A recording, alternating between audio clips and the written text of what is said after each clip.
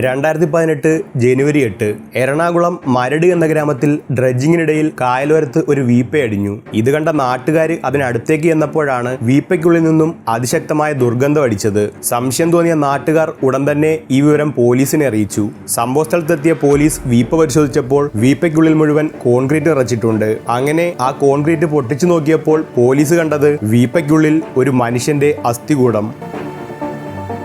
ആരെയോ കൊലപ്പെടുത്തി വീപ്പയ്ക്കുള്ളിലിട്ട് കോൺക്രീറ്റ് ചെയ്തിട്ട് ഉപേക്ഷിച്ചതാണെന്ന് മനസ്സിലാക്കിയ പോലീസ് അമ്പരന്നുപോയി. അസ്ഥികൾക്കൊപ്പം വീപ്പയ്ക്കുള്ളിൽ നിന്നും നീളമുള്ള മുടിയും കണ്ടെത്തിയപ്പോൾ കൊല്ലപ്പെട്ടത് ഒരു സ്ത്രീയാണെന്ന് പോലീസ് ഊഹിച്ചു. മാത്രമല്ല വീപ്പയ്ക്കുള്ളിൽ നിന്നും 3 പഴയ 500 രൂപ നോട്ടുകളും കൂടി കണ്ടെത്തിയപ്പോൾ 2016 പഴയ 500 രൂപ നോട്ടുകൾ നിരോധിക്കുന്നതിന് മുൻപാണ് കൊല നടന്നതെന്നും പോലീസ് മനസ്സിലാക്കി. അതിനുശേഷം വന്ന ഓട്ടോപ്സി റിപ്പോർട്ടിലൂടെ കൊല്ലപ്പെട്ടത് ഒരു സ്ത്രീയാണെന്ന് സ്ഥിരീകരിക്കുകയും ചെയ്തു.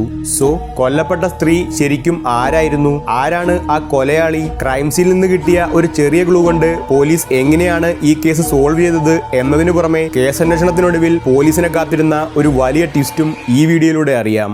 ഇതിന്റെ ഫുൾ വീഡിയോ കാണാനായി വീഡിയോയുടെ താഴെ കാണുന്ന പ്ലേ ബട്ടണിൽ ക്ലിക്ക് ചെയ്യൂ.